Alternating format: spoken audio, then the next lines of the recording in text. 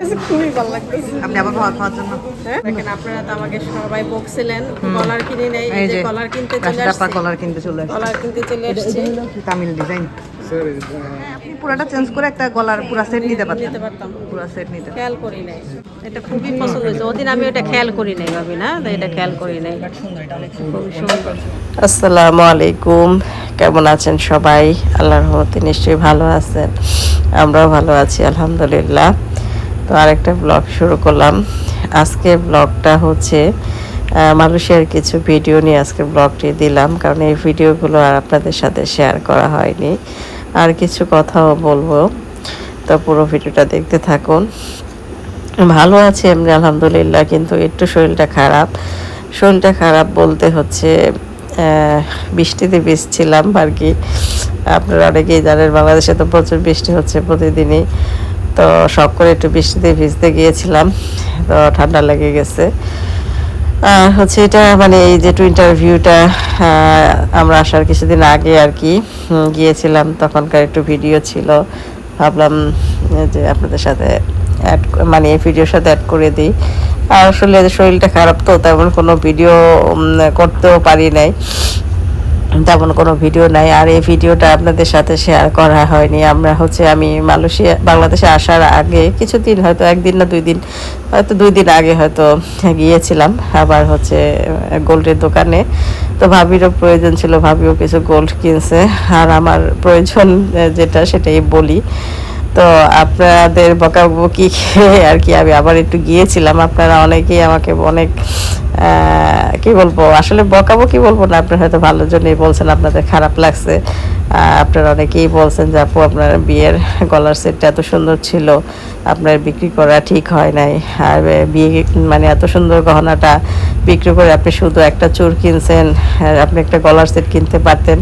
আসলে সবই পারতাম, মানে এখন আপনারা হয়তো ভিতরে খবর তো আর জানবেনই বা কীভাবে আমরা যদি না বলি। আসলে আমি তো যখন আর কি গেছিলাম গোল্ডটা সেল করে অন্য গোল্ড নিতে, তো সেটা যখন গেছি তখন হচ্ছে আমি মানে কোনো টাকা ইনভেস্ট করব না, আমরা এমন একটা নিয়ত করে গেছি যে ওইটার মধ্যে যা পাই ওটাই নিব আর কি।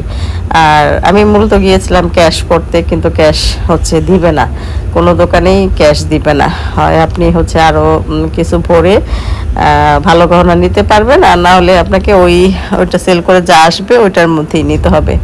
তো ওইটার মধ্যে নেওয়ার মতো গলার সেট আমি আর খুঁজে পাই নাই যে একটু ভালো ডিজাইন। ওই নর্মাল আছে, চেন নর্মাল একটা লকেট দেওয়া বা ছোট্ট একটা হালকা কাজ করে এরকম টাইপের গলার সেট আছে, তো ওরকম আমার পছন্দ হয় নাই। তো আর ভারী একটু সুন্দর বা একটু বড় সড়ো গলার সেট নিতে গেলে আমাকে আরও হিউজ পরিমাণ টাকা ইনভেস্ট করতে হবে, আর ওই মুহূর্তে ইনভেস্ট করা তো মানে পসিবলই না। তো কি করব, খুঁজে পাচ্ছি না, ওই বাজেটের মধ্যে আর পাচ্ছি না। আর তো প্রথম ইচ্ছে ছিল যে 2টা চুড়ি কিনবো, হয়তো কোথাও গেলে পরলাম বা রাফ ইউজ করলেও পরতে পারবো, কিন্তু চুড়ি আমার ওটার মধ্যে বাজেটে আসছিল, মানে ওইটা আমি সেল করে যা পাবো ওই বাজেটের মধ্যে আমার চুড়ি আসতেছিল, কিন্তু আমার হাতে কোনো চুড়ি লাগতেছিল না। আর ইদানিং তো আমি অনেক মোটা হয়েছি, আপনারা দেখলেই বুঝতে পারেন। তো আমার মানে সর্বোচ্চ লাস্ট সাইজ যেটা ছিল ওইটাও আমার হাতে অ্যাডজাস্ট হচ্ছিল না, মানে হচ্ছিল না। তো আমাকে ওখানকার সেলস গার্ল যে আছে উনি বলতেছে যে আপনি এই যে স্ক্রুপ সিস্টেম ইগুলো নেন, চুরগুলো নেন, তাহলে আপনার জন্য ভালো হবে। তো দেখলাম যে না, ডিজাইনও সুন্দর আর আমার হাতেও এটা হইতেছে, তো নিয়ে নিলাম। আসলে কি গোল্ড তো আসলে আপনারা অনেকেই করছেন, রাগ হয়েছেন যে কেন আমি এত সুন্দর গোল্ড গলার সেটটা বিক্রি করলাম। আসলে গোল্ডটা তো 21 ক্যারেটের, আবার গোল্ড তো পরা হয় না, বিশেষ করে পরা হয় না। আমি বিয়ের পর 1বার কি 2বার পরছিলাম, এরপরে আর পরা হয় নাই। আচ্ছা, এই গলার সেটটার কথা বলি, মানে আপনাদের যে বকাবকি খেয়ে আমি গিয়েছিলাম যে দেখি ওই চুরটা পাল্টিয়ে যদি আমি আরও কিছু একটু ইনভেস্ট করি, দেখি অল্প কিছু ইনভেস্ট করি, তাহলে আমি একটা গলার সেট নিয়ে নিই। তো ওদিন না আমি এই গলার সেটটা না আমাদের চোখে পড়ে নাই কারো, হয়তো আমরা চিন্তা করছিলাম যে এটা হয়তো অনেক বাজেটে বাইরে হবে, হবে, কিন্তু আমার ওই বাজেটের মধ্যে হয়ে যেত বা হালকা অল্প কিছু ভরলেই হয়ে যেত। তো ওদিন পরে আবার যখন গেছি বাবির সাথে, তো এত সুন্দর লাগছে এই মেয়েটা, মানে আফসোস করতেছিলাম যে ওদিন কেন চোখে পড়ে নাই এই গলার সেটটা। এখন আমি মানে যে যে কেনার উদ্দেশ্যে গিয়েছিলাম, যে ওই চুড়টা, যেটা আমি একটা চুড় কিনছিলাম, যে ওই চুড়টা পারলে দিয়ে আর কিছু আমি একটা গলার সেট নিব। এখন স্বর্ণের দাম গেছে কমে, আমি যা দাম কিনছি ওখান থেকে আরো কমে গেছে। তো ওখানকার যারা সেলসম্যান আছে ওনারা বলতেছে যে আপনি যদি এখন নেন তাহলে আপনার লস হবে, আপনি তো বেশি দাম দিয়ে কিনছেন, আর এখন তো স্বর্ণের দাম কমে গেছে, এটা তো আপনার জন্য ভালো হবে না। তো চিন্তা করলাম যে হ্যাঁ ঠিকই তো, তো এখানে লস হয়ে যাবে। তো যেহেতু মানে বেশি দিন হয়নি আমি ওটা কিনছি, স্বর্ণের দাম আমি যখন কিনছি বেশি ছিল, এখন তো মানে আমি পরবর্তীতে যখন গেছি তখন কিন্তু দাম আরও কমে গেছে। তো ওনাদের কথা আসলে যুক্তি আছে, তো ভাবলাম যে থাক তাহলে দরকার নেই, পরে ইনশাল্লাহ আল্লাহ যদি রিজিকে লেখে বা পরে আমি কিনতে পারবো ইনশাল্লাহ। আর এই যে হাতে হাতে পরে যেটা কি বলে আমি জানি না, আমার মনে নাই, এই জিনিসটা আমার এত পছন্দ হয়েছে, খুবই পছন্দ হয়েছিল। কিন্তু এটা আসলে প্রায় কয় ভরি, 1 ভরির উপরে হবে মনে হয়, এটা অনেক দাম, 1 ভরির উপরে, কিন্তু খুবই পছন্দ হয়েছিল। তো ওই আর কি, তো দেখে দেখে ওই আমি শেষমেশ হচ্ছে আমি রাফ ইউজের জন্য একটা ছোট্ট রাফ ইউজ করার জন্য রিং কিনে নিয়ে আসছিলাম। ওই রিং কেনার উদ্দেশ্যে গেছিলাম, আর ভাবছিলাম যে দেখি গলার সেট বাজেট অনুযায়ী পাই কিনা। তো এই গলার সেটটা খুবই পছন্দ ছিল, ভাবির অনেক পছন্দ হয়েছে, আমারও। ভাবি বলতেছে আসলে আগে দেখলে আপনি হয়তো এটা নিতে পারতেন, তো আসলে তখন খেয়াল করি না, হয়েছে রিজিকে নাই, হচ্ছে কথা। তো দেখেন কত সুন্দর লাগতেছে না। তো আসলে হিজাব পরি, তারপরেও হিজাব পরলে তো গলার মানে আমাদের এটা পরলে দেখাও যায় না। ওই যে বললাম স্বর্ণ আসলে পরা হয় না, তো গোল্ড, আমার বিয়ের গোল্ডগুলি আমার হয়তো বিয়ের পর 1 দিন বা 2 দিন পরা পড়ছে, এরপরে আর পরা হয় নাই, তো পরেই আছে। যেহেতু আমার হাতে একটু সুযোগ আছে, ভাবলাম যে 22 ক্যারেটের স্বর্ণ নিয়ে যায়, কারণ পড়াই তো হয় না, এটা জাস্ট এমনি থাকলো। তারপর হচ্ছে আমার ওখানে হচ্ছে মালয়েশিয়াতে আমার হচ্ছে একজন রিলেটিভ আছে, ওনার কাছে আমি দিয়ে আসছি, বলছি যে পরবর্তীতে যদি মানে উনি যদি আবার এরকম পায় বা সুন্দর ওই বাজেটের মধ্যে গলার সেট পায় সুন্দর, বা আমি এখান থেকে আমি টাকা পাঠিয়ে দিলে আরও কিছু মিলিয়ে টিলিয়ে কিনতে পারবো আর কি। তো সমস্যা নাই, পরে কিনা যাবে, যে এই জন্য আর কি আর এত গুরুত্ব দিই নেই, যে থাক এখন তো আমি দেশে চলে যাচ্ছি, আমাকে অনেক টাকার খরচ বা অনেক বুঝে শুনে চলতে হবে। তো এই আর কি, স্বর্ণ গোল্ড পরা হয় না, এটা জাস্ট একটা অ্যাসেট হিসেবে রইল, এই আর কি। তো আশা করি আপনারা হয়তো বুঝতে পারছেন। আর হচ্ছে এটা হচ্ছে আরেকদিনের ভিডিও।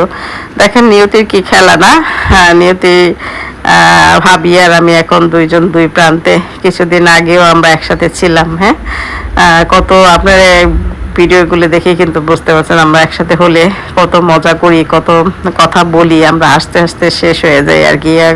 ভাবি একটা বললে বা আমি একটা বলি, আমরা অনেক মজা করি একসাথে হইলে। তো কি বলবো, এই মানুষটার কথা আমি আসলে বলে বোঝাতে পারবো না, ফাতেহা ভাবির কথা আর কি। এই যে দেখেন আমি আসার 1 দিন না 2 দিন আগেই হবে, আমি আইসক্রিমটা খেতে চেয়েছিলাম, ভাবি একদিন খাইছে, ভাবি বলতেছে যে আইসক্রিমটা, আমি জিজ্ঞেস করছিলাম ভাবি জিনিসটা দেখে তো খুবই সুন্দর লাগলো, কেমন? ভাবি বললো যে অনেক মজা, ভাবি আপনি তো জায়েন্টে যান, খায়েন, রেস্টুরেন্টের নাম বলে দিল। তো এদিকে অনেক আশা হয়েছে, আর ওরকম ভাবে হয়তো ঢোকা যা হয় নাই, মনে নাই। তো ভাবি বলতেছে যে ভাবি আপনি তো চলে যাবেন, চলেন, আপনি তো এই আইসক্রিমটা খেতে চাইছিলেন, তো আপনাকে আজকে খাওয়াবো, জোর করে নিয়ে আসছে। তো এই আর কি, এই যে একটা মানুষ আমার ছোটোখাটো যেটাই হোক, আবদার হোক, পছন্দ হোক, মানে পূরণ করার চেষ্টা করে বা পূরণ করেছে, আলহামদুলিল্লাহ। এই মানুষটার জন্য আমি তো আসলে এর জন্য কি প্রতিদান দেব জানি না, কিভাবে কৃতজ্ঞতা প্রকাশ করব বা এই ঋণ কিভাবে শোধ করব আমি জানি না। তো আমার হচ্ছে আমার তরফ থেকে ভাবের জন্য সব সময় মন থেকে দোয়া থাকবে। তো আমাকে যেভাবে সাপোর্ট করেছে বা যেভাবে আমার ছোটোখাটো বড় ছোট যেটাই হোক না কেন আবদারগুলো পূরণ করার চেষ্টা করেছে, আল্লাহ যেন ভাবির মনের আশাগুলো পূর্ণ করে। সেই দোয়া করি। আসলে ভাবিকে অনেক মিস করতেছি, অনেক। এই ভিডিওগুলি দেখতেছি, আমার এত খারাপ লাগতেছে। আমরা একসাথে হলে কত মজা করতাম, কত জায়গায় যাইতাম, কত ঘুরতাম। দেখেন এখন ভাবি মালয়েশিয়ায়, আমি বাংলাদেশে। কিছুদিন আগেও আমরা একসাথে ছিলাম। এটাই আল্লাহর ইচ্ছা, কি আর করার, কিছু করার নেই। তো খুব মনে পড়তেছে ভাবির কথা, খুব অনেক মিস করতেছি ভাবি, আপনাকে অনেক মিস করতেছি।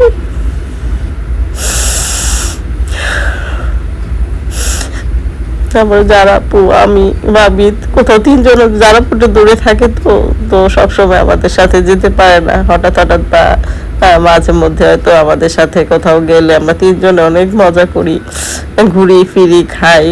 হ্যাঁ, অনেক মজা করছি আলহামদুলিল্লাহ।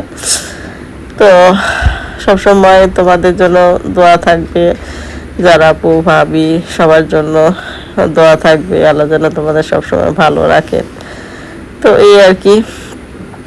তো আমাদের জন্য আপনারা দোয়া করবেন। তো আজকে এখানেই বিদায় নিব। সবাই ভালো থাকবেন। আল্লাহ হাফেজ।